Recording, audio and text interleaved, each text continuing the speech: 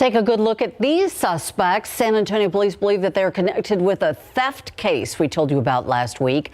A mariachi group with thousands of dollars worth of equipment stolen, along with their truck and the owner's belongings.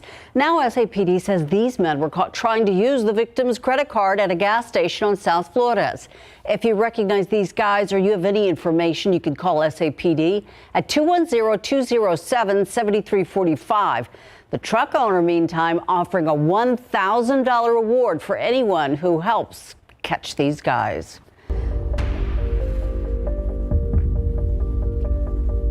Four students are dead, 7 still recovering, and a shooting that continues to shock the community. In the meantime, a family of 3 woke up behind bars today, accused of causing the heartache in Oxford Township, Michigan. 15-year-old Ethan Crumbly and his parents, James and Jennifer Crumbly, all charged for their part in last week's school shooting. The parents were arrested over the weekend in Detroit after they did not show up for their arraignment on Friday. Their lawyer maintains that the couple was not intending to flee the charges. They've each pleaded not guilty to 4 counts of involuntary manslaughter, but prosecutors argue they are partly at fault for what happened. The parents are responsible, and I think that they should be held accountable.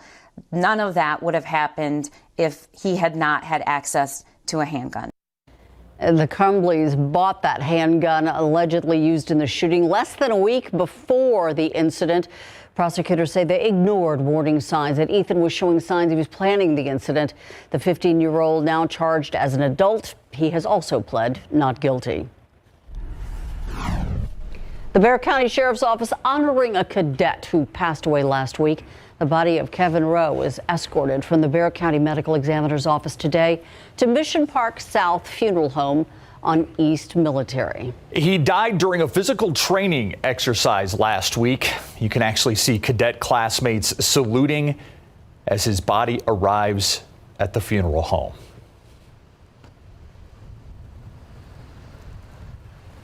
The Bexar County Sheriff says he actually wants new body cameras and tasers.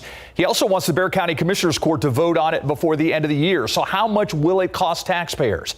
Patty Santos explains that and why the sheriff says it will affect the new policy on the release of incidents to the public. Many deputies are currently using body-worn cameras, but the problem is the public has yet to see some of those images. Simply put, the sheriff says the problem is the technology. The last Commissioner's Court hearing of the year is happening tomorrow. Sheriff Salazar wants the upgrades of the body cam system and tasers on the agenda, but says it was pulled and he doesn't know why. The new technology, he claims, will be the latest and fastest, which will allow his deputies to be able to release videos to the public within 30 days. That's also part of the upgrades. He's looking at a new policy on how and when body-worn camera videos will be released. The bundle contract would cost taxpayers about $9 million. The sheriff says getting tasers and body cam upgrades now will save taxpayers time and money. It's going to look like this anyway in about 2 years, and it will have cost us about $1.3 million more over the course of that contract. But if we're able to do it now and get it, there's obviously, as you guys know, y'all have dealt with cell phones, y'all have dealt with appliances. If you bundle stuff right now, obviously, and to some extent, it could be considered a sales tactic. Patty Santos, KSAT 12 News. And weather-wise out there, you take a look at the conditions in our high temperature today, 72, but keep in mind that came early this morning. Shortly after sunrise, we were at 72 degrees and then the temperature fell off quite a bit. And so the low temperature, 58, will be modified, of course, in the coming hours, especially